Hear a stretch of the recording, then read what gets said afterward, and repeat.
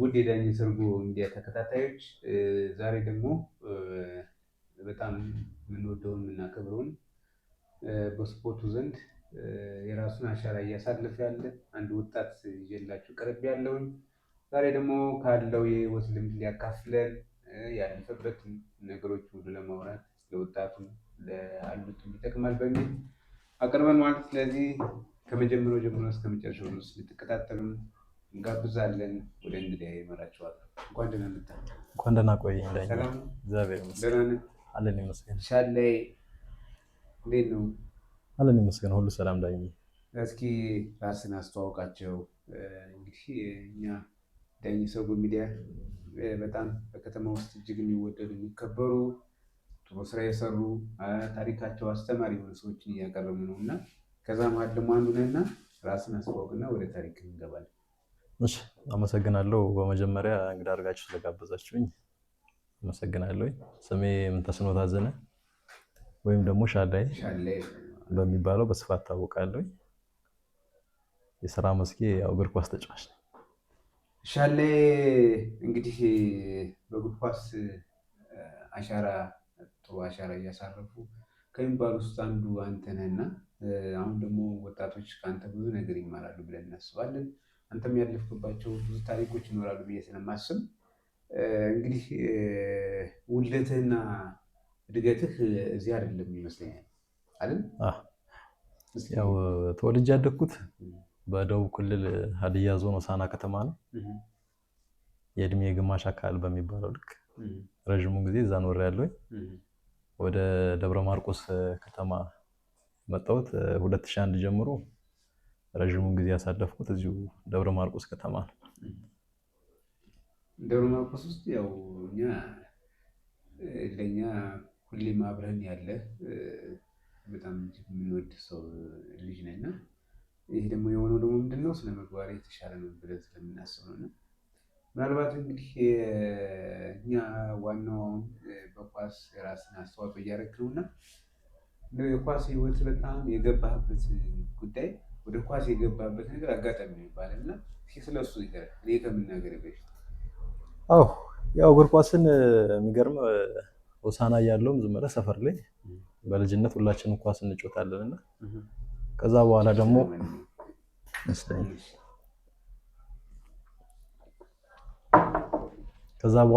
ወደ ደብረ ማርቆስ ከመጣን ወዲህ ትንሽ ከማህበረሰቡ ጋር እስከተላመድ ብዙም ለመጫወት ምንም ከጓደኞች ጋር እንደው በቀረበ ሰው ጋር ነውና ወደ ኳስ ህይወት የገባሁት በአጋጣሚ ነው። ኳስ ልመለከት ነበር የሄድኩትና በአጋጣሚ በእድሜ ያዘጋጀ ቀበሌ አንድ ውድድር ነበርና እሱ ኳሱን ለማየት ነበር የሄድኩኝ። ግን በሄድኩበት ሰዓት የአንዱ ቲም ልመለከት ነው የሄድኩትና በሰዓቱ ላይ አንዱ ቲም ተጫዋች ጎሎባቸው ስለነበረ ዝም ብሎ ነው ያስገቡኝ። ዝም ብሎ ገባሉ ቁጥር ማሟያ ነው ያስገቡኝ። ማለትም በሰዓቱ የሚያቀኝም የለም ኳስ ልቻል አልቻለም ነው። በዛ ሰዓት ገባውኝ ባልተጠበቀ መልኩ የህይወት በር የሚዘጋው በአጋጣሚ ነው ከፈተው በአጋጣሚ ልክ ነው። እንግዲህ የዛን ቀን በአጋጣሚ የጀመርኩት እግር ኳስ ነው የወንጀራው ነው እስካሁን ያለና በዛን ቀን ገባውኝ ሃትሪክ ሰርቼ ወጣሁኝ። የሚገርመው ውድድሩ የምድብ ጨዋታ ነበረውና ከምድብ አልፈን ለዋንጫ ለማለፍ ድረስ ተጫውተናል። 4 ጨዋታ ነበር የተጫወተነው። በዛ 4 ጨዋታ ውስጥ 7 ጎል አግብቼ ኮከብ ጎል አግቢ ሆኜ ጨርሻለሁና የህይወት መንገድን የከፈተልኝ ብዬ ማስበው የመጀመሪያው ሰው እንደውም በእድሜ ሊሆን ነው። በእድሜ ሊሆን ያው እንዳልኩህ ነው ይሞክራል። አንዳንድ ጊዜ ወጣቶችን የተሻለ ነገሮችን ለማድረግ ጥሩ ነገሮችን የሚሰራ ሰው ነው። ከዛ በኋላ 2002 ላይ ፕሮጀክት ገባ። ልክ ያን ውድድር እንደጨረስኩኝ ወደ 9ኛ ክፍል የገባሁበት ሰዓት ነበርና በሰዓቱ እኔ በቃ የኳስ ፍላጎት የሚጨምርበት የለም።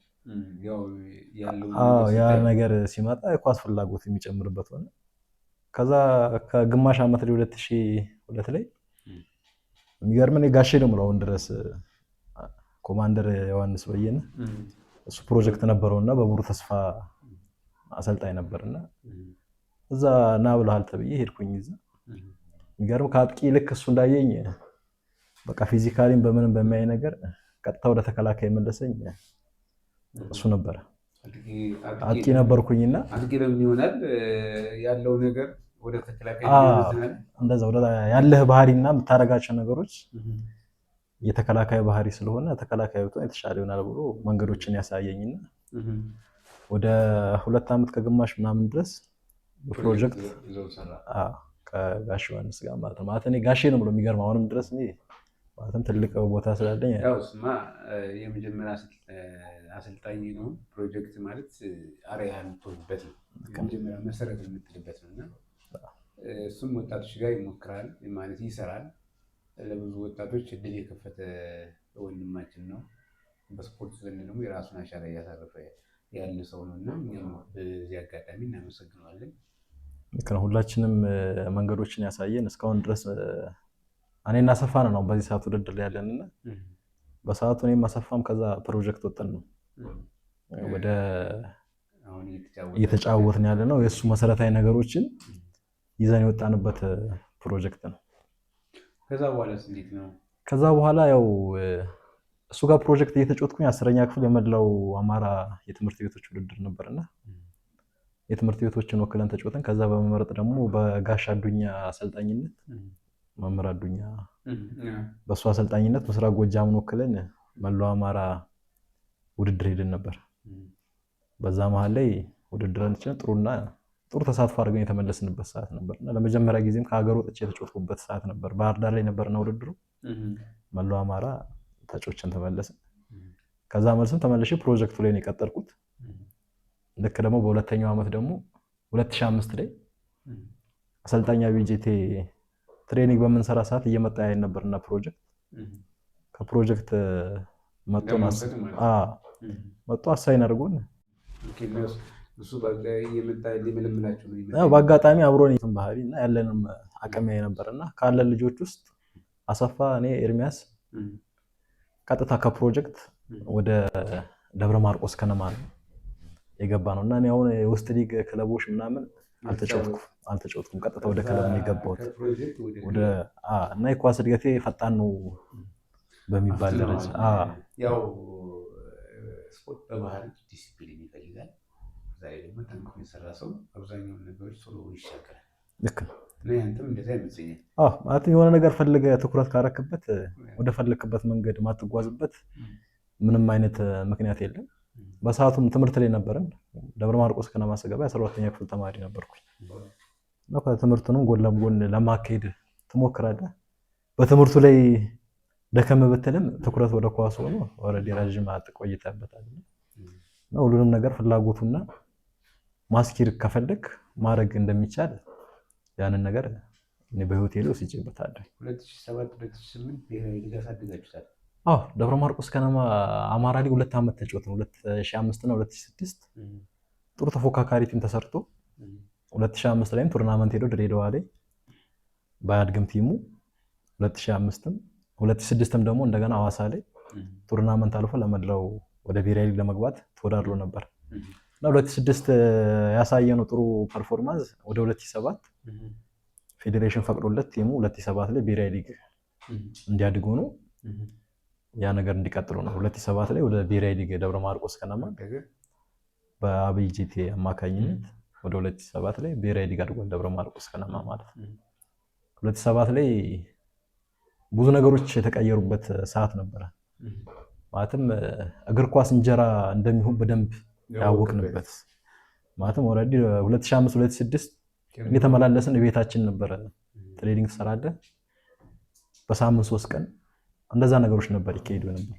2007 ግን ብዙ ነገሮች ክፍያ ነበር። 2005ም ግን ቤት ነው የምንኖረው። 2007 ግን ካምፕ ተዘጋጅቶ ምግብ፣ ቁርስ፣ ምሳ፣ እራት ምን ተመቻችቶ በቃ የኳስ ህይወት መሰረት ብሎ የሚጀምርበትን ህይወት የጀመርንበት ትርጉም የሰጠንበት ጊዜ ነበር 2007 ላይ። በዛን ዓመት ላይ ጥሩ ስብስብ ነበር ደብረ ማርቆስ ከነማ። የመጀመሪያ ዓመት የብሔራዊ ሊጉ ተሳትፎ ነበር። የሚገርም በሰዓቱ ዛሬ ፕሪሚየር ሊግ ላይ ያሉት ፋሲል ከነማ እና ባህር ዳር ከነማ አብረው ይፎካከሩ ነበር። ብሔራዊ ሊግ ላይ የነበሩትና እዚህ ስቴዲየም እኮ እየመጡ ይጫወቱ ነበር። ሆም አዌይ ስለነበረ የመግፈጫ ጨዋታችን የሚገርመው ጎንደር ስቴዲየም ከፋሲል ከነማ ጋር ነበር አስታውሳለሁ። እና የመጀመሪያ ጨዋታችን እንዴት ነበር? ደስ የሚል ስሜት ነበረው። ማለትም ለኛ አዲስ ስሜት ነው። ማለትም በሰዓቱ ከፍተኛ ሊግ የሚባል ነገርም የለም። ከብሔራዊ ሊግ ቀጥታ ወደ ፕሪሚየር ሊግ የሚታደግበት ጊዜ ነው ነበር በዛን ዓመት ላይ እና ፋሲል ጋር የመክፈቻ ጨዋታችን ፋሲል ስቴዲየም ነው ያደረገው እና በዛን ጨዋታ አስታውሳለሁ 1-0 ነው የተሸነፍነው በዛ ሜዳ እና ያደረግነው እንቅስቃሴ በጣም ቆንጆ ነበር። በጣም ደስ የሚልና ተስፋ ሰጪ ነበር። በጣም ጥሩ ነበር። ያውኑ ማለት የዛ ሰዓት እኮ ሁሉም ሲጫወት ደም ሰጥቶ ነው የሚጫወት። ምንም ጥያቄ የለውም። እንትን ነው ምናምን የሚባል ነገር የለም። ኳስ ድሮ ቀረ የሚባል እኮ ለዚህ ነው። ልክ ነው። ስሜትና ፍላጎቱ ያለምንም ጥቅም የምትሰጠው ጥቅም እኮ ይሄን ያክል እዚህ ግባ አትለውም። ልክ ነው። ደም ሰጥተህ በቃ ሜዳ ውስጥ የሚፈዝ የለም እስከመባል ደረጃ የሚደርስበት ጊዜ ነው። እውነት ነው። ስሜቱ የሚገርም ማለት ነው። በዛን ዓመት ላይ የመጀመሪያው ነው አማራ ሊግ ላይ ያለ ደሞዝ የሚከፍለው 400 ብር ምናምን ነበር። በሰዓቱ ትልቅ ብር ሊሆን ይችላል። ልክ ብሔራዊ ሊግ ስንገባ ግን እስከ 1500 ብር ደርሷል ደሞዙ ማለት ነው። ትልቁ ተከፋይ 1500 ብር እና ቲሙ ላይ 600 ብር ተከፋይ አለ፣ 500 ብር ተከፋይ አለ። ግን ለማንም ሴንስ አይሰጠውም ነበር ሳንቲሙ ማለት ማሊያውን ለብሶ መጫወትና የማሸነፍ ስሜት እንጂ የሳንቲም የገንዘብ ነገሮች ብዙም ትርጉም አልነበራቸውም። የማሊያ ፍቅርና ለማሊያ ክብር የምታደርግበት ሰዓት ነበር።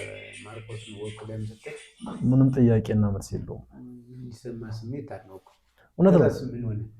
2007 ላይ ወደ 13 ቲሞች ምናምን ነበሩ አስታውሳለሁ። ደብረ ማርቆስ ዩኒቨርሲቲም ጥሩ ውድድር ጊዜ አሳልፎ ወደ ከፍተኛ ያደገበት ዓመት ነበር እና ደብረ ማርቆስ ከና የመጀመሪያ ተሳትፎ ላይ 6ኛ ሆኖ ጥሩ ተፎካካሪ ሆኖ የጨረሰበት ዓመት ነበር። ጥሩ ዝግጅት አድርጎ የተሳተፈበት ከተማው ላይም ጥሩ መነቃቃት የነበረበት ዓመት ነበር። 2008 ላይም ደብረ ማርቆስ ከነማን የቀጠርኩት 2007 አሰልጣኝ የነበረው ኤፍሬም አርጋው ነበረ። በጣም ጥሩና ብዙ ነገሮችን ያስተማረ ለማርቆስ ልጆች ብዙ ተጫዋች እንዲያድጉ ያደረገ አሰልጣኝ ነው። ለሁላችንም እድል ሰጥቶ 2008 ደግሞ ከክለብ ጨዋታዎች ልጆችን እያየ ብዙ የማርቆስ ልጆች ያደጉበት ዓመት ነበር። ከታች የውስጥ ሊግ ሄዶ እያየ ልጆች ይመርጥ ነበርና 2007 ያያቸው ልጆች 2008 ወደ 6-7 ልጆች እንዲያድጉ ያደረገበት ዓመት ነበርና 2008 ጥሩ የውድድር ጊዜ ነበረ። ግን በመሃል ላይ በሚፈጠሩ የተለያዩ ክፍተቶች ቲሙም ውጤታማ ሳይሆን ቀረ። ግን ቲሙ የመፍረስ አደጋ ደርሶበት የነበረውን ነገር ላለማድረግ እንዳይቀጥል ተደርጎ አንተ በጣም ብዙ ሰዎችን በማሰባሰብ በየቢሮ አንተ ተጫዋች ነህ። ልክ ነህ። አሰልጣኞች እና ሌሎች የፌዴሬሽን አካላት ይህን ነገር መጨረስ ሲገባቸው አንተ ግን በየቢሮ እየዞርክ ሁሉ ይህን ነገር ታስፈጽም ነበር ይባላል። ልክ ነው። 2008 ላይ የሚገርም የሆነ ክፍተት መጥቶ ነበር ማለትም ለሁላችንም ግልጽ ያልሆነ ክፍተት መጥቶ ጠዋት ቢሮ ነበረ እንሄድ ነበር። ጠዋት ቁርስ የለም ይባላል። የፋይናንስ ሂደቱ ተበላሸና ነገሮች ተበላሻሹ። መጀመሪያ በጀት ነበረው መጀመሪያ በአሰልጣኞቹ ነበር እንመገብ የነበረና በዛ መሀል ላይ የተፈጠሩ አለመግባባቶች ከቢሮ ጋር በቢሮ እንድንመገብ ሆነ። የቢሮ ኃላፊዎች ተመድበው እና ብዙ ጊዜ ቼክ አትደረግም ነበር። የሆነ ነገር ይጎላል፣ ቁርስ ላይ ዳቦ ይጎላል፣ ቁርስ ቢሮ ትሄድና ቁርስ የለም ምናምን ትላለህ። ቢሮ ሄደ ከዛ ቁርስ የለንም ትላለህ። ቢሮ ሄደ ማለት እንደገና ተመልሰህ መጣ ደግሞ ዳቦ ግዙላቸው ምናምን ተብሎ ቁርስ ደግሞ እሱን ትበላለና ትንሽ አስቸጋሪ ነበር። 2008 ላይ ትንሽ ማርቆስ ከነማ የተፈተነበት ሂደት ነበር። ግን ያው ያ ቻሌንጅ ሆኖ አለፈና 2009 ደግሞ ብዙ እንትኖች ነበሩበት ጥያቄ ማለት የማርቆስ ልጆች የሉበትም አላደጉም የሚባል ብዙ ጥያቄ ነበርና ከተማው ላይ ብዙ የሌላ ሀገር ልጆች ይበዙበታል፣ ለምን የኛ ሀገር ልጆች የሚል ጥያቄ ነበሩ። በሰዓቱ የሚገርምህ ወደ 14-15 ልጆች አሉ። ግን የማህበረሰባችን ፍላጎት ሙሉ ቲሙ ስለምን የማርቆስ ልጅ አይሆንም የሚል ጫናዎች ምንም ስለነበሩ ያ ነገር 2009 ላይ በጣም ጫና በዝቶ 20 የማርቆስ ልጅና 3 ከውጭ የነበረና 23 ስኳድ ሆኖ በራሳችን አሰልጣኞች በምትኩ በየነ ዋና አሰልጣኝነት በወንደሰን ጸጋዬ ምክትል አሰልጣኝነት ወንደሰን ጸጋዬ አንለያየምን ይዞ ሻምፒዮን የሆነበት ዓመት ነበርና በዛን ጊዜ እነሱ ነበሩ ለሁለት ይዘውትና ልክ የደብረ ማርቆስ ልጅ በጣም በስፋት ደብረ ማርቆስ ከነማ ላይ በብሔራዊ ሊጉ ያደገበት ዓመት የነበረበት ሰዓት ነበር 2009 እና በምትኩ አሰልጣኝነት ብዙ ተጉዘናል። ብዙ ነገርም ለማድረግ በእውነቱም እንደተባለው ብዙ ልጆችን ቻሌንጅ አደረጉበት። ከምንም በቃ ማለትም ልምድ ያለው የሚባል እኛም ገና በአመቱ 2 ዓመት ተጫውተን ነው ብሔራዊ ሊጉ ላይ ልምድ አላቸው የምንባል ትንሽ ሰዎች ነበር። እኔ አብርሃም ደሳለኝ፣ ጉንዲ የነበሩ ትንሽ ሰዎች ነበሩ በቁጥር እና በጣም ከታዳጊዎች ጋር በመሆን 2009 ውጤታማ ባይሆንም በውጤት ደረጃ ግን ተስፋ ሰጪ እንቅስቃሴ የታየበትና ብዙ የማርቆስ ልጆች ተስፋ እንደነበራቸው የታየበት ሰዓት ነበር። ቲሙ በጣም ቆንጆ ነው። የሚገርም በጣም ምርጥ ነበረ። ህዝቡም በጣም ነበር የሚያያቸው። ደብረ ማርቆስ ከነማ በጣም ትልቅ ደረጃ ይደርሳል ተብሎ ነበር። ምንም ጥያቄ የለም። አዎ የሚገርም 2009 ላይ ያ ነገር መጣና እየቆየ ሲሄድ ድባቦቹ እየቀነሱ መጡ። የመጀመሪያ ሆይ ሆይታ የነበሩት ነገሮች በውጤት አልታጀብ ሲሉ ትችቶችን መሰንዘር ጀመሩ እና እነዚህ ነገሮች ትንሽ ወደኋላ እየበረቱ ሄዱና ነገሮች ትንሽ ትኩረት እንዲቀንሱ ሆኖ ወደ መጨረሻው ደረጃ ደርሶ ነበር እና በዛ ምክንያት 2010 ላይ ቲሙ ይኑር አይኑር እንኳን ትኩረት የሚሰጠው በጠፋበት ሰዓት ነው ነገሮች እንደ አዲስ አየለው። 2010 ላይ ደግሞ ሌላ ታሪክ የተሰራበት ጊዜ ነበር። ምንድን ነበር አሁን የዛ ሰዓት ላይ አንተ በጣም በቻሌንጅ ሆኖ የተሻለ ከዛ በኋላ አሪፍ ሆነ የተሻለ ደረጃ ደርሳችሁ ነበርና እሱ እንዴት ነበር ያለፈው? የሚገርም 2009 ላይ ያሳለፍነው ደካማ ውጤት ምን እንደሆነ ታውቃለህ? አንድ ልምድ የሌላቸው ልጆች ናቸው እንዳልኩ ከየክለብ ያደጉ ልጆች ነው ምትኩ ይዟቸውም በቃ የማርቆስ ልጆች ከክለብ ላይ የመጡና ስለ ውድድሩ ምንም ሂንቱ የሌላቸው ከክለብ በቃ ከሰፈሩ ውድድር ላይ ወጥተው የመጡ ልጆች ነው ይዞ ቻሌንጅ ሲያደርግበት የነበረው። ግን እኔ እንደ ዛሬ ድረስ ትንሽ የሚቆጨኝ ነገር ድጋሚ አንድ ድል ተሰጥቶት ቢሆን ያ ቲም ምናልባት የተሻለ ነገር ይሰራል ብዬ አስብ ነበር። ግን ያ ነገር አልሆነም እና ልክ ያ ውድድር ከማለቁ 2 ጌም ምናምን በፊት የሆኑ ነገሮች ፖስት አድርግ ነበር ሶሻል ሚዲያው ላይ ያኔ እንደዚህ ስፋት እንትን ባይልም በራሴ አካውንቶች ጨዋታ አለ ምናምን እያልኩኝ እኔ ፖስት አድርግ ነበር በጊዜው እና ጨዋታ አለ ማርቆስ ከነማ ከእንትን ጋር ዛሬ ጨዋታ ምናምን የሚል ፖስቶችን ፖስት አድርግ ነበር እና በሰሩ ኮሜንት የሚሰጡት አሉ ባትደክሙ ምናምን ሌላ ማህበረሰቡ እና አዎ በዚህ አጋጣሚ ዮናስ ተስፋዬ ብዙ ምልህ ነገር ይኖራል። በጣም ብዙ ነገሮችን ሰርቷል። ግን መጀመሪያ የመጣነበት መንገድ በተቃውሞ አይሆንም። ማርቆስ ከነማ ምን የት አለና ነው ዝም ብላችሁ ባትጨቀጭቁን አይነት ነገር የሚል ኮሜንት ምናምን አሳፈረና በዛ ጋር ሪፕሌይ ጀመርን መነጋገር ጀመርንና ፍቅር ተቀይሮ ማርቆስ ሁሉ መጥቶ ጎብኝቶ ምናምን ነገሮችን ለማስተካከል ሞክሯል ነው የተባለው። 2009 ላይ ልክ ያን ነገር ካረገን በኋላ በውስጥ አወራንና ስልክ ተቀያይረን መጣ በአካል ያለንበትን ሁኔታ ምንድነው የምንመገበው ምን ላይ ነው የሚተኙት። የሚገርም ያኔ ካምፑ መሬት ላይ ነው የሚተኛ ፍራሽ አንጥፈ ምናምን ካምፓችን የነበር እንደዛ እዚች አሁን ጎዛመን ሆቴል አሁን የፈረሰበት አሁን አስተዳደር ህንጻ የተገነባበት ቦታ ጋር ነበር ካምፑና መሬት ላይ ነው እንተኛ ነበር። አመጋገባችን ፓስታና ለካ ዝም ብሎ ማውራት ተገቢ አይደለም። እኔ ግን ይሄን ከነማ የሆነ ነገር ማሳደግ ፈልጋለሁ የሚል ኢንተረስት ኖሮ ዮናስም እነ ዮናስ እነ ቤቢ እነ ቹቹ ምናምን ከሱ ጓደኞቹ ሰብስቦ ማግኘት ያለብኝ ሰዎች ጠቁመኝ ነው ያለኝ እና ከምትኩ ጋር አገናኘሁት። እኔና ምትኩ ሆነን አብረን ብዙ ቦታ ላይ በመሄድ ከቢሮ ኃላፊዎች ጋር በማስተዋወቅ ዮናስን የሱ ትልቅ ፍላጎት መኖሩ በባዶ ምንም ነገር ሳይኖር ልክ ከሰኔ ጀምሮ ለቀጣይ ዓመት ለ2010 ብዙ ነገሮችን ከዜሮ ተነስቶ ብዙ ነገሮች የተሰሩበት ለማርቆስ ከነማም ተሰርቶለትና ተደርጎ ማያቅ ዳኛው አለ። በዚህ አጋጣሚ ለከተማው የሚመሰገን ሰው የመጀመሪያ መዝሙሩን እንትን ይሰማው ይባል እውነት ነው። አንተን የላከልህ ነው የሚባል ልክ ነው። የሚገርም የመጀመሪያ ግንኙነታችን ዳኛን ፈልገን ያገኘነው ናሽናል ሆቴል ነበርና ማለትም በቃ ለክለቡ መዝሙር ያስፈልጋል። ብዙ ነገሮች ተሰሩና ሎጎ ምናምን ሁሉ አልነበሩም ቲሙና ብዙ ነገሮች ተደርገው ዳኛዋን ልናገኝ ፍለጋ ጀመርን እና በብዙ ፍለጋ ዳኛዋን ናሽናል ሆቴል አገኘነው እና ስንነግረው በጣም ደስተኛ ነበር ለሐሳቡ እና ብዙ 2 ቀን አልፈጀበትም ማርቆስ ከነማ የሚለው መዝሙር ማንም አያውቀው የለም ከተማው ላይና እዛው አጠገባችን ሊሆኑ ነው በቃ እኔ አእምሮ ላይ ስለነበረ እንደዚህ ቢሆን ብሎ ሳምፕሉን አየር ላይ ሰርቶ ነገር በራሱ መስዋዕትነት ነው።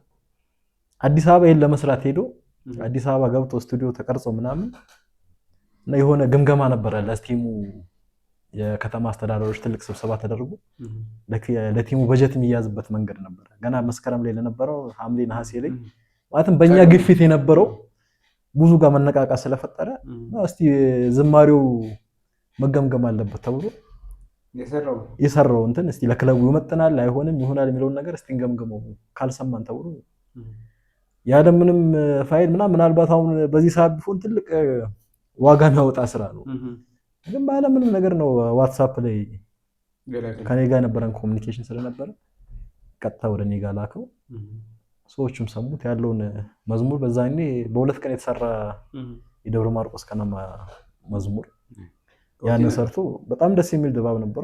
ያን ከመዝሙር ሲሰማ የሚሰማ ስሜት የምር የተለየ ስሜት የሚሰጥኝ ደስ የሚል ነው። ከዛ በኋላ ደግሞ በራሱ ፍላጎት ደግሞ እንደገና ቁጥር 2 መዝሙር ሰርቶ ድጋሚ አለው ብዙም ማህበረሰቡ ጋር ወርዶ ባይደርስ ቁጥር 1 እና ቁጥር 2 የክለቡ መዝሙር ዳኛው አለ ሰርቶ ሰጥቷልና በዛ ሰዓት በበጎ ፈቃደኝነት ያለ ምንም ክፍያ ያንን ነገር ለከተማው አድርጓል።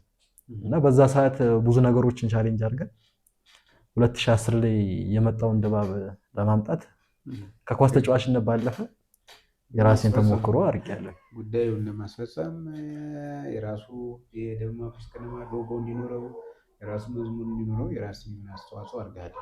ከእነሱ ጋር አብሮ በመሆን ከቢሮ ኃላፊዎች ጋር ዮናስ ጋር ከነምቴ ጋር በመሆን ያን ነገር ሞክረናል። ከዛ በኋላ ወደ መቂ ከዛ 2010 ላይ ደብረ ማርቆስ ከነማ ጥሩ የውድድር ጊዜ ነበርና በኳስ ትንሽ ቻሌንጅ የገጠመኝም ጊዜ ነው 2010 ማለትም አንዳንድ እግር ኳስ ላይ ስትሆን የሚያጋጥሙ ነገሮች አሉ። ማለትም በጥሩ እያገለገልክ አንዳንዴ ባይዞ ያንን ነገር ማድረጌ ለላይፌም ትንሽ የኳስ ህይወቴን እንዳናደኝም አድርጎኛል። ማለትም ያንን ነገር ካደረግን በኋላ 2010 ላይ መጫወት ጀመርንና ቻሌንጅ አድርገህ ነገሮች አድርገው ኦልሬዲ ወደ ኳሱ ዞርኩኝ። ስራ ስለሆነ ደግሞ ሌላው ለሚመለከተው አካል ተውና ወደሚመለከት ስራ ወደ ኳስ ተጫዋችነት ተመልሼ ወደዛ ስራ ገባሁ እና ወደ 6 ጌም ወይ 7 ጌም የቲሙ ቤስ ተጫዋች ነበርኩኝ። ውጤታማም ነበር። እና በመሃል ምን ተፈጠረ? እኛ ሜዳ ላይ አንድ ቲም መጥቶ አሸነፈን። ናኖ ሀሩ ኦር የሆነ ቲም ብቻ ከኦሮሚያ ቲም መጥቶ እኛ ሜዳ ተሸነፍን አንድ ባዶና እና ትንሽ አሰልጣኙ ተተቸ። ለምን ተሸነፍክ የሚል ከቢሮ ትችት መጣበት። ማለት ውጤት ከለመድኩ ወዲህ እና ጥሩ እንክብካቤ ነበረው ቲሙና ለምን በሚል ሐሳቤ መጣበትና በዛ ትችት ቀረበበት እና ያንን ትችት ወደ እኔ ነው የዞረ። ማለትም በቃ ይሄን እንድጠይቅ ያደረገኝ እያሳመፀብኝ ያለ ከዚህ በፊት ያለኝን ሪሌሽን ስለሚያካ ኮሚቴዎቹ ጋር ምናምን እሱ ነው ጫና ያሳደረብኝ በሚል አሰልጣኙ ከቤስት ቀጥታ ወደ አውት ኦፍ ነው የመጣው። ቀጥታ በቃ ትሪቡል ላይ መቀመጥ ቀጥታ በቃ ከቤስት ነው አልኩ። መጠን እዛ የተሸነፍንበት ጨዋታም ቤስት ሆኜ ነው የተጫወትኩት እና ልክ ምን አላጠራ የሚገርምህ ልክ ሆማዌ ስለነበር 18 ሰው ነው የሚሄድ 25 ሰው ነው ስኳዱ። ምን ጊዜም 18 ሰው ነው ጉዞ ሌላ ሀገር የሚሄደውና ይህን ጨዋታ ቤስት ተጫውቼ ጨርሻለሁ። ሐሙስ ቀን ጉዞ ነበርና 18 ሰው ሲነገር እኔ የለውም አልሄድም ማለት ነው። እና ስሜታዊ ነበርኩ በሰዓቱ። ግን ምንም እግር ኳሳዊ ነውና ትቀበላለህ።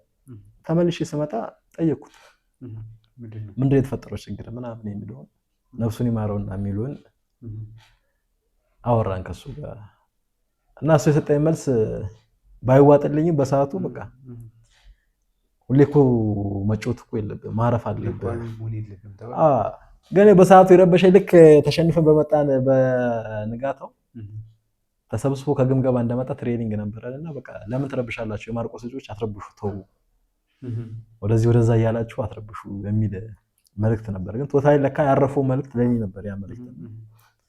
እንደዛው ነው ቀጠለ። በቃ ወደ 4 ጌም ምናምን ትሬኒንግ ሰራለሁ እኔ ማሊያ ራሱ አለብስም ማለት ልክ ግን የሚገቡት ልጆች ሲጎዱ ከትሪቡል መጥቼ የምገባው እኔ ነኝ። ከትሪቡል ወርዳለሁ መጥቼ ጮታለሁ። አዎ ከትሪቡል ላይ ስለ በቃ ትጮታለህ አይደለ?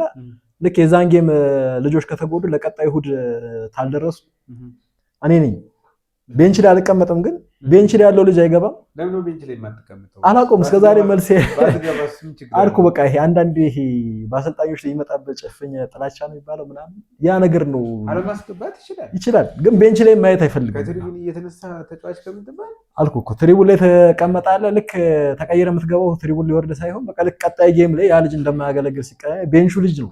ኦልሬዲ አንተ ጥሩ ከሆንክ ቤንች ላይ መቀመጥ አለብህ። ግን ቤንች ላይ ከአንተ የተሻለ ልጅ አለ ተብለህ ነው አውት ኦፍ የምትደረገው። በማቀው ማለት ነው ኦቨር ቤንች የምትሆነው ከአንተ የተሻለ ሰው ካለ ኦቨር ቤንች ትሆናለህ። ግን ያ ልጅ አይገባም። እኔ ከአውት ኦፍ መጥቼ እጮታለሁ፣ 3-4 ጌም አደርጋለሁ። ልክ እነዛ ልጆች ጉዳት ላይ የነበረው ልጅ ሲነሳ ተመልሼ ወደ አውት ኦፍ ነው የሚሄድ ነበር እና በዛን ዓመት ቲሙም ጥሩ ነበር፣ ውጤታማም ስለነበረ ተቃውሞም የለኝም። ማለትም ቲሙ ውጤት ካመጣ የራስን ችግር የለም የሚል እምነት ስለነበረ ደስተኛ ነበር። ደስተኛ ነበርኩ። ምንም ጥያቄና መልስ እና ኩርፊያ ምናምንም አላውቅም። በኳስ ላይ ቤንችም ሆንኩ አውት ኦፍም ሆንኩ ምንም ኩርፊያ የሚባል ነገር አላውቅም። ያ ነገር ተፈጠመ 2010 ላይ ሄድን አዳማ። አልተሳካልንም በውጤት ደረጃ። ጥሩ ቲም በቃ ያድጋል ተብሎ የተጠበቀበት ዓመት ነው። በጣም ጓጉቶ ህዝቡ ይጠብቅ ነበረ፣ ግን አልተሳካም በአጋጣሚ። ልክ ነው። በጣም ብዙ ተጠብቋል። የተጠበቀበትን ምክንያት ደግሞ ውድድሩ ላይ ያደረግነው ያመጣነው ትልቅ ጫና ነበር። ማለትም ከቱርናመንት እኔ እንጃ እስከዛሬ ተደርጎ ያውቃል አላውቅም። በብሔራዊ ደረጃ 57 ነጥብ ምናምን ሰብስቦ 5 ጨዋታ እየቀረው አንደኛው ያረጋገጠ ቲም ነበር በሰዓቱና አዳማ በጣም ተጠብቀን ነበር። ማለትም ምድባችንም አዲስ አበባ ስለሆነ በጣም ይወራ ነበር። አዲስ አበባ ኤፍኤሞች ይዘግቡበት የነበረ ሰዓት ነው። ይሄ ቲም ምንድነው ማለትም በቃ መሸነፍ የሌለበት የለ። አዲስ አበባ ሜዳ አሸንፈ ነው የምትመጣ፣ እዚህም ትመጣለህ ታሸንፋለህ፣ እዛ ትሄዳለህ ታሸንፋለህ። እና በቃ የብዙ ሰዎችን ትኩረት የሳበበት ጊዜ ስለነበረ ደብረ ማርቆስ ከነማ በቃ ከፍተኛ ላይ ይገባል ተብሎ በጣም የተጠበቀበት የደጋፊ ድባብ የታየበት ደብረ ማርቆስ ስቴዲየም ሞልቶ ማሊያ ተለብሶ ባንዲራ ተይዞ የተዘመረበት ጊዜ ነበርና ያ ጊዜ ለደብረ ማርቆስ ከነማ ትልቁ ጊዜ ነው ብዬ አስባለሁ። እና አዳማ ላይ ሄደን ያልተሳካበት መንገድ ትንሽ ያናዳል። ማለት ማድረግ የሚቻል ነገርን በተለያዩ ጥቃቅን ነገሮች ሳይስተካከሉ ቀርተዋል። የሚገርም እኔ ምክንያት ነው ብዬ ባላስበው በሰዓቱ ልክ ስንሄድ የጠበቅነው ነገር ነበር። ተጫዋች ባይዜ ትንሽ ነገር ያስደስተዋል፣ ትንሽ ነገር ደግሞ የመሸኛኛ ግብዣ ተደርጎላችሁ ስቴብላችሁ ጋር ብር ተቀምጦ ያንን ብሩን ጠቅላላ ሁላችሁም አስቀምጣችኋት ሄዳችሁ እየተባለ ልክ ነው። የሚገርም የሽኝት ፕሮግራሙ በጣም ጠብቀን ነበር። ማለትም በቃ ይሄ የልብ ልብ የሚሰማህ ነገርና አለሁላችሁ ምናምን የሚባል ትልቅ ነገር ጠብቀን ነበርና ልክ የሽኝት ፕሮግራም ተብሎ ነገ ወደ አዳማ ልንጓዝ ማታ ላይ የራት ግብዣ ተብሎ ተዘጋጀና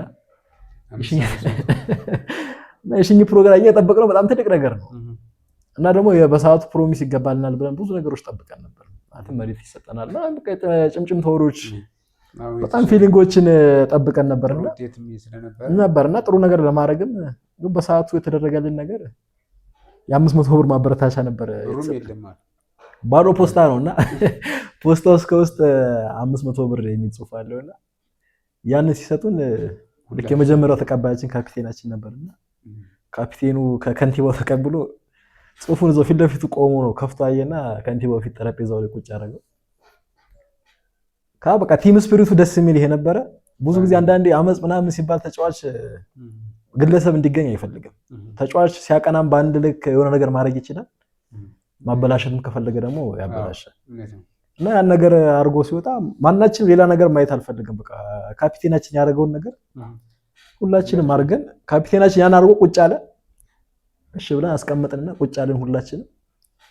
ልክ እሱ ተነስቶ ሲወጣ ሁላችንም የራት ፕሮግራሙ ትተን ነው ይወጣ ነው። ያ ድባብ ደስ የሚል ድባብ አልፈጠረም። በቃ ወደዛ ስንሄድ ደስ የሚል ስሜት አልሰጠም። አይዟችሁ መባል ሲገባችሁ ለእናንተ ጥሩ ያልሆነ ፊሊንግ ሊኖራችሁ ያን ነገር ነው። ያ ነገር በጣም ረብሾት ምንም ጥያቄ የለውም። ምክንያት ላይሆን ይችላል፣ ግን አሁን ዛሬ ደስቶን ይቆጫል። ማለትም ከዛ 500 ምናልባት ያን ቲም አሳድገን ነው ቢሆን ብዙ ነገሮች ዛሬ ላይ ማድረግ እንችል ነበር የሚለው አሁንም ያናደኛል። ማለት በድርጊቱ ተበሳጫል። ሲያልፍ ነው ዕለታዊ ስሜት አንዳንዴ ከባድ ነው።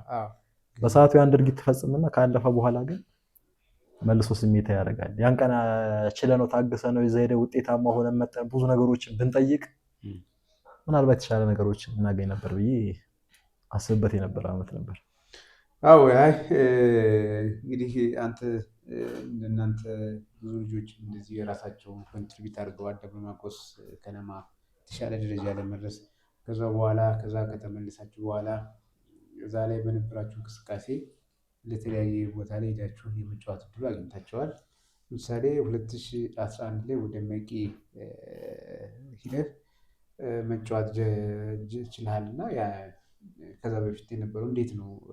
ከደብረ ማርቆስ ስፖርት ክለብ ወደ መቂ ሄድክበት እንዴት ነበረ? ዛጋስ የነበረ እንቅስቃሴ ጥሩ ስለነበር ነው። 2010 ላይ ያሳለፍነው ጥሩ ጊዜ ለብዙሃን ተጫዋቾቻችን ጠቅሞናል። ስፔሻሊ ለእኔ ጠቅሞኛል። ማለትም 2010 ላይ ያሳየሁት መልካም እንቅስቃሴ እንደዛ እየወጣህ እየወረድክም ተሻሽለም ቻሌንጁ ተሻሽለህ ብትቆይም 2010 ለእኔ ጥሩ ነገር ይዞልኝ መጥቷልና ትንሽ ደግሞ ገፋ ስትደረግ ጥሩ ነው። እግር ኳስ አንዳንዴ መገፋት ጥሩ ነው። ያቺ ወደ ቤንች ወደ አውቶፍ ምናምን መሆኔ ከሌላ ክለብም ራሴን ማሳየት አለብኝ። አቅሙ አለኝ የለኝም የሚለውን ነገር እንድጠይቅ ያደረገኝም ጊዜ ነበርና 2010 ልክ እንደዛ ውጤቱም ሲበላሽ 2011 በቃ ማርቆስ ከነማ መጮት የለብኝም የሚል እምነት ውስጥ ሊያስኩኝ እግዚአብሔር ይመስገን ያሰብኩትም ተሳካ።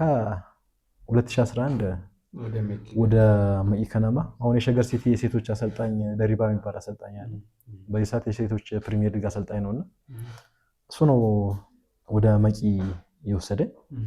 2011 የመጀመሪያ አዳማ ላይ አይቶ በነበረው ጌም እና በሌሎችም ኮሚኒኬሽኖች ጭምር ወደሱ ጋር እንደሄደ ነው። 2011 ደስ የሚል ጊዜ ጥሩ ጊዜን መቂ ላይ አሳለፍኩኝ። የመጀመሪያ ከደብረ ማርቆስ ከነማ ቀጥሎ ወጥቼ የተጫወትኩበት መቂ ከነማ ሆነ ማለት ነው። 2011 የነበረኝ ስፔሻሊ መቂ ከነማ ምን ይወዳል መሰለና ስነ ስርዓት ስፖርቱን ማክበር በጣም ለመቂ ከነማ ከጨዋታና ከአቅም በላይ በጣም ፊሊንግ ነበረው።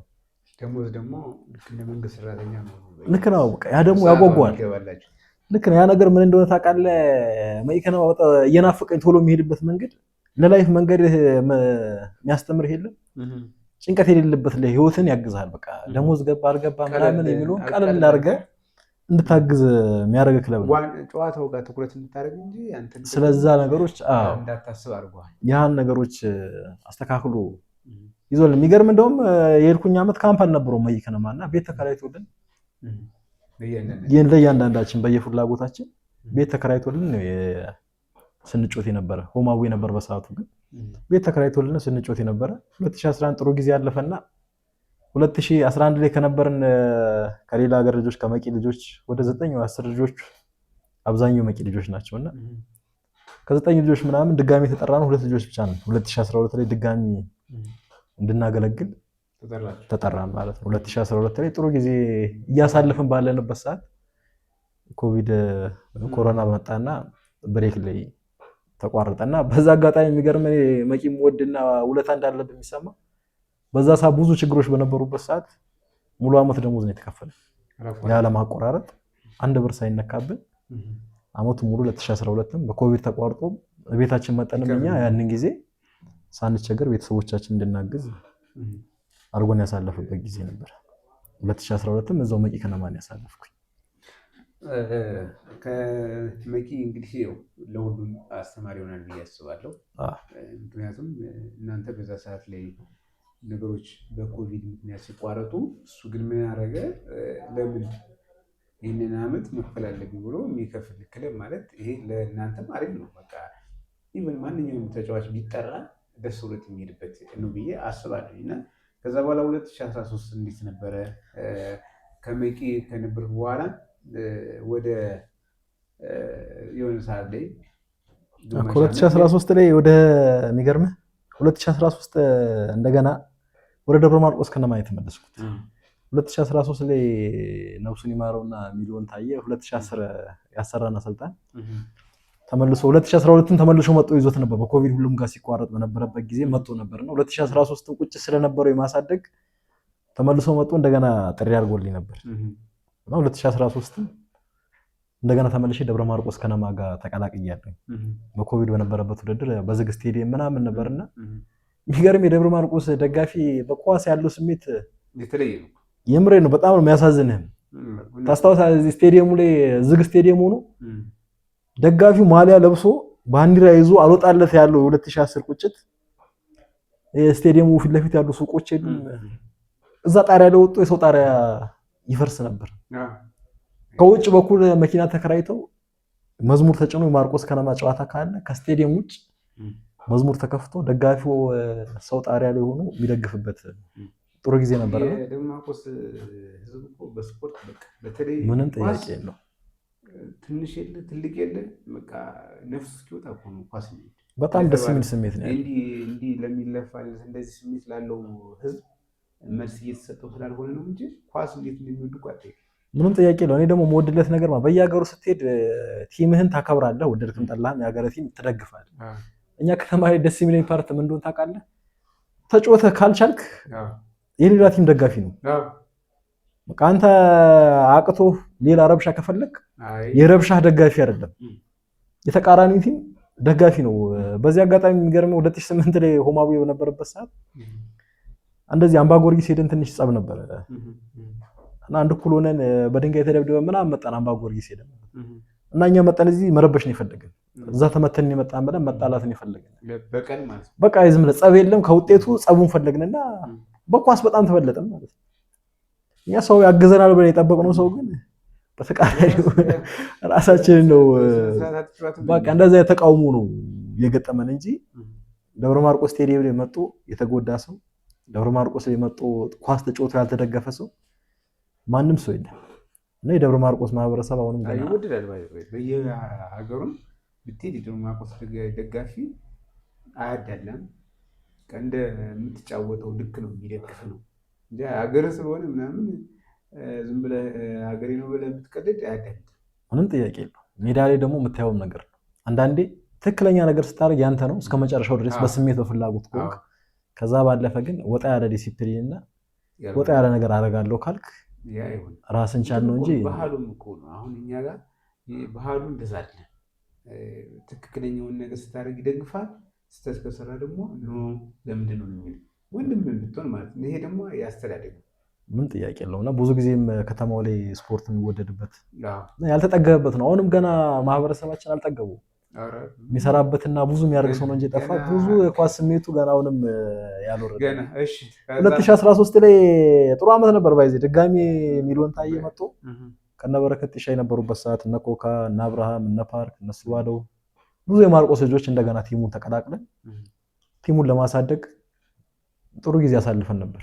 ድጋሚ አዳማ የሚባል ሀገር ለኛ እድለኛ አልነበረም። 2013ም ቱርናመንት ሄደን ነበር ወደ ከፍተኛ ሊግ ለማደግ። አዎ ለደብረ ማርቆስ ክፍሉ አይደለም ይባላል። እውነት ነው። 2010ም ምርጥ ትሆናላችሁ ስትሄዱ ገዛ በቃ የሚገርም እዛ የከፋ ማህበረሰብ ኖሮ ምናምን የሚገርመን ባህሪ የሚረብሽ ምንድነው እዛ ነው የገጠመን ነገር የለም። ትንሽ ሙቀት አለ። ያው ተጫዋች ስጦም ምክንያታዊ መሆን አይጠበቅብህ። ጥሩ ሆነ መገኘት ማለትም የጋራ ነው አየሩ። አብዛኛው ቲም ከየሀገሩ መጥቶ የሚጮህ ስለሚመጣ ተመጣጣኝ ነው። ግን በቃ እድለኛ አይደለንም። አንዳንድ እግር ኳሱ አልፈቀደም ብለህ ትወስደዋለህ እንጂ በጣም ጥሩ ነው። ደግሞ የሚደረግልን እንክብካቤ ደግሞ 2013ም ጥሩ ነበር። ትልቅ ሆቴል ተያዘልን። 2010 የተፈጸመው ነገር እንዳይደገም ተብሎ በብዙ ነገሮች ሄደን የሚገርም ትልቅ ሆቴል ነው ተይዞልንም የነበረ ባለ 5 ኮከብ ሆቴል ላይ ምናምን ሆቴል ተይዞልንም የነበረ እና ጥሩ ዲሲፕሊን የነበረው ያው በረከት ካለ መንጊዜም ዲሲፕሊኑን ታውቃለህ። ካፒቴናችን እሱ ነው የነበረና ወለም ዘለም የሌለው ጥሩ ጊዜ ነበር። ግን በቃ እንደ 2010 ያልተሳካለት ጊዜ ከዛም ከምድብ ማለፍ አልቻለም። እድለኛ አልነበረም። በቃ 2010 2013ም ደብረ ማርቆስ ከነማ ትልቁ የእግር ኳስ ጉዞም ያ ነው። ግን እድለኛ ሆኖ የቀረበት ዓመት ነበር። አዎ ምናልባት ከሀገር ወጥቶ ስትጫወቱ የመፍራት ነገር አለው ወይ? ፍራቻ አይመስለኝም። እኔ ምን እንደሚሰማኝ ታውቃለህ? ከሀገር ወጥተህና የመጨረሻው ደረጃ ላይ ስትደርስ ብዙ ነገሮች አሁን ይሄ ምድብ ጨዋታ ላይ ሲሆን 14 15 ጌም ነው አንደኛ ዙር ብቻ የምታደርገውና ወደ 30 ምናምን ጨዋታ አድርገህ ነው የምትሄደው። እዛ ስትሄድ ግን ምንድናት የምትሆነው የምድብ ጨዋታ ናት። 3 ጨዋታ አድርገህ ከዛ ለማለፍ ነው የምትጣጣረው እና ይሄ በጣም መጓጓት አንዳንዴ ዋጋ ያስከፍላል። ያው በቃ የተሻለንን ብላችሁ ትቸኩልና ሜዳው ላይ ስትሆኑ ደግሞ ያ ነው ፍላጎትህና ድርጊቶቹ ተመጣጣኝ አይሆንም።